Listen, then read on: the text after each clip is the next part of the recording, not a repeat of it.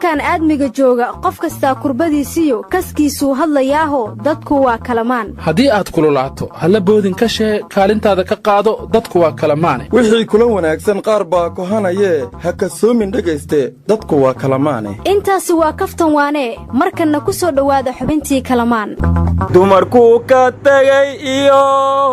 daymada aruurta dalka iyo dadkaba samir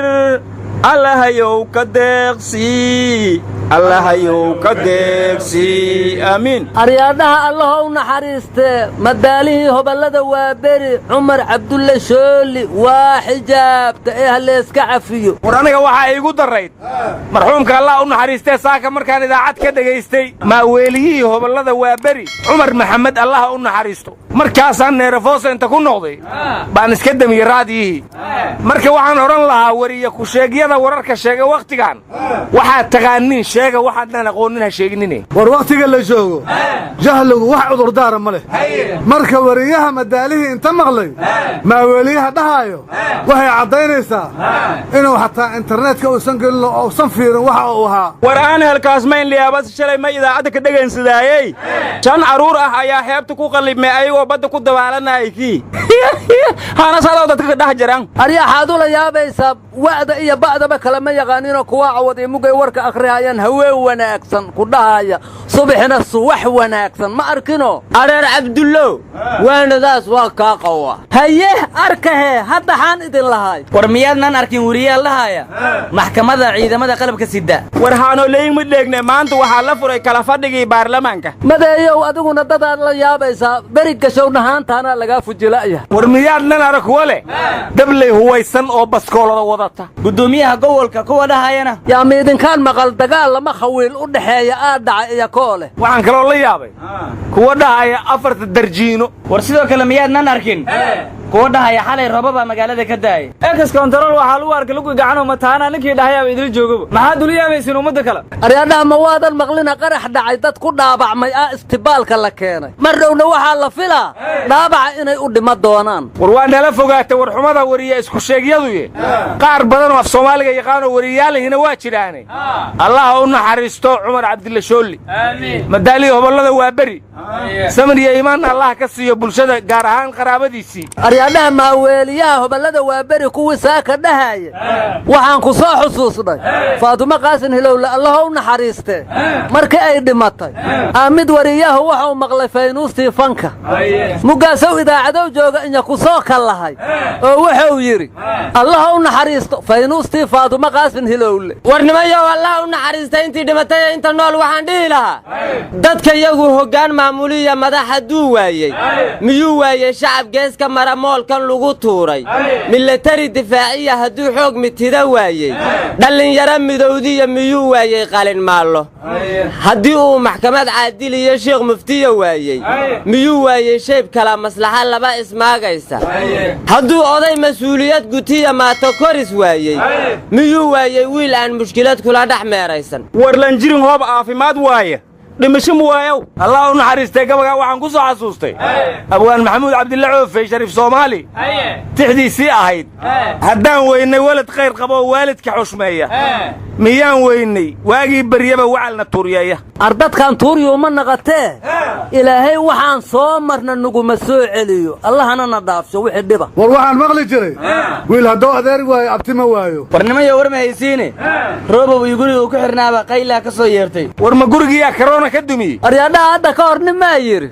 waa u maleynaya kaneecadaanu inay ummadda laynaydo war roobow sidii abdajanaan anti la ka dhaayalmad iyo doon la saaray war baay bakool miya xeeb la xagee doon loo saaraya asaga xeeb u samaysanaya daaqad uu ka baxo kaliya ma loo banay karaa war dogiyo heebta baraaw nibad inoo la usaahirtiya roogda waray shabeeyo miya haabaheen war waad waalan tahay in la dayn rabaa wada ma waayo war warka naga dhaxgelinine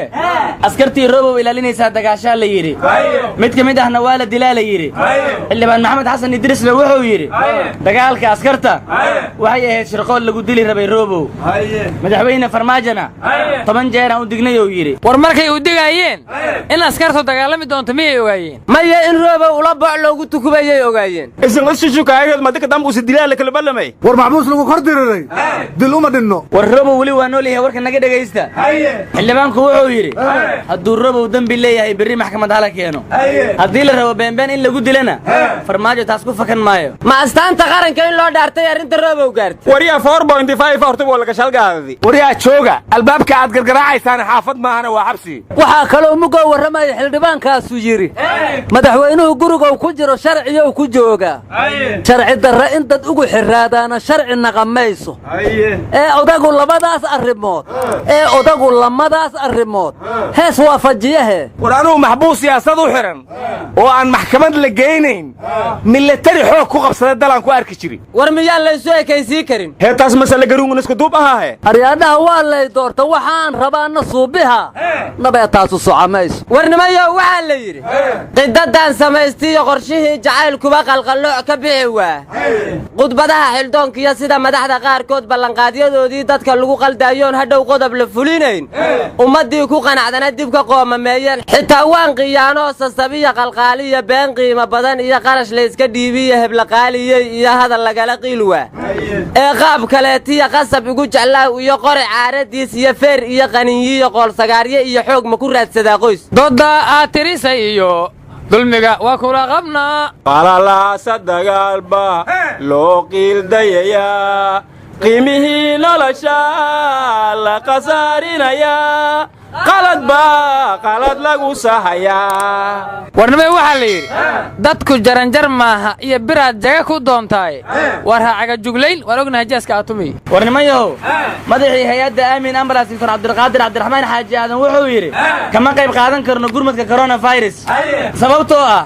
shaqaalayn uma tababarnou yidhi qalabkiina uma haysano layskaga difaaci lahaa dowladda iyo hay-adaha kalena wax taageeraha oo gaadiidkeenna ay siiyeen ma laha digtoorkaasi daacadsana yaa yidhi soomaaliya loo soo tababartaa waa lagu tababartaa war waxaa la yidhi daryaan culus goortu dhaco siiga kor u duusho ama ay dil wadareed dhigaan ururadiimeedku degdeg ambalaasyo u tagoon daahin baa jire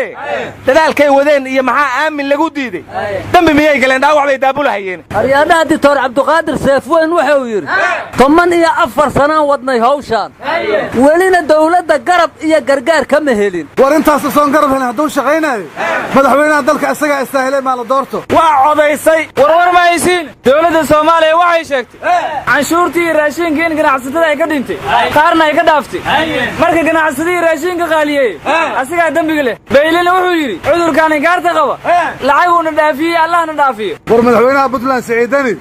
maanta wuxuu cafiyey 200 oo maxaabiis waxaan sallayaa madaxweynaha koonfur galbeed lafta gareen wuxuu cafiyey 11 maxbuus marka ma intaas aad u xirreed mise wuxuu ka baqayla cafiska warwar ma haysiine puntland wadaadkii la dhihi jiray sheekh rusheeye dembigii ku soo hoogtay waxayna tiri wuxuu marin habaabiyey coronavirus dadka uu hayo anigana daawo hayou yidhi inuu rusheeyowna rabaa war coronaviruskan dunidii ka yaabtay ninkii dawo u hayaa muxuu maraykan u geysan waayey halkaasuu lacag badan ka soo heli lahay war madaxweyne donald trump wuxuu yidhi lacagtii waa ka goostay WHO kadib markay corona wax ka qaban weysay warwar ma haysiin kismaayo laba nin oo corona qabtaa ku fakatay ilaa haddana waa la raadinayaa dadkana kala orday galeen war labadii hargeysa ku fakatoo ninkuu yidhi anay ila barjaynayaan ma la soo qabtay horta 32 muqdisho ayaan hore coronaha laga helay xaggee joogaan war hada cabdixafiid wasiirka nairobi ku karantiilan yahay la yidhi ma fakaday war farxii murad ma ku sheegtay war agaasimihi hoon keebel ilig imaaraadku ku karantiilan yahay la yidhi ma fakaday ma dul yaraa kuu sheegay war dul yarka laftiisu gaalkacyo ku karantiilnaaye ma dadkaaga dhinac ka raac baa la yidhi war gaalkacyo karantiilka goorma yeelatay miyaan qooryo xero lagu dhaarin yaa dul yar qooryo xero ka aaminaya mugga war wiil yaroo kalamaan intii ay jirta ku tixnaayo duubaayey dadkii xaafaddiisa waxay u bixiyaan abuukar kalamaan annaguna waxaan leenahay abuukar kalamaan oo kalamaanaad ka mid tahay war ninkaas waa haydhiskaha kalamaana soo dhoweeya aryaa haydhis ma naqaana makaydkii kalamaanaad ka wadaa war ninkaas dulqaad horta wuu leeyahay hadduu muddo badan duubaayey gabaygii hankoolka heydooda cabdulle iyo hiidi madaysaa war intaas kaliya ma duubine cabdikuus iyo macluul muuse jooxu codadkoodiiba soo duubi mayn war ra'iisul wasaare khayre oo xafladda xilli wareejinta qoorqoor qadka telefoonka uu qayb galay wuxuu yidhi anigii fiqiga isku soo aadmeeyey fiqi ha hormaro kadibna fiqi wuxuu yidhi ra'iisul wasaaruhu ha galo kadibna khayre wuxuu yidhi hadhow ay haddii doontaa xilligan hadli lahaa ayaa khayre isku soo aadiyey haddaba galay hadal kadibna fiqi wuxuu yidhi may ra'iisul wasaare waa fasaxan tahay maadaama galmudug noo toosisay kadibna khayre waa khudbeeye wuxuu yidhi caawa waxay ahayd inaan joogo xarunta galmudug ee dhuusamareeb waa habeen taariikhi ah safka hore waxaan dareemi karaa inkastoo aan idinla joogin in xarfaan culus ay fadhiyaan galmudug midnimada hala ilaaliyo horta reer galmudug khayre abaal bay u hayaan saan isleeyahay waxaana la yidhi hadduu labadii urur oo na dhibay khayre ka adkaado arrin lagu heshiiyana galmudug dib uga aasaaso urdugaanka soomaalida loo aqoonsaday warwar ma haysaane wariga gurbi maanta maxkamadda la soo istaajiyey agaasimaha goobjoogna wuxuu sheegay inuu xanuunsan yahay war gurbiya haddii la soo gurbiyey waa xanuunsan yahana la yidhi meeshii dadka karoonaha qaba lagu gurbinayo ama lagu gurbiyo asagii karoona gurbiye war gurbiye haddii maxkamad loo soo gurbiyey alaabtii waa la gurbsado oo yidhi ciddii gurbsatay inuu caddeeyaa laga rabaa warwar ma haysaane ayadoo karoona jiro ayaa kuuriyada koonfureed doorasha ka dhacaysaa haddayba taas kuuriya ka jirto nabee taanyana dib loo dhigi maayo war adiga ma musharaxa taa doorashadan maxaad ugu koolaysanta war cabdiraxmaan abdishakuur doorasho kama hadlayna wuxuu yidhi markii weriye washington jooga loo hanjabaayey waan filayay in weriye muqdisho jooga la xidhaayo balse u malayn mayn in farmaajo uu xidhaayo haddaba yaa ku yidhi farmaajaa xiray waa yahay mafaadaa xiray war gurbiya asagaa wax la gurubsada sheega waana la gurbiyey aryaa awliyaadaasi marka la gurbihayo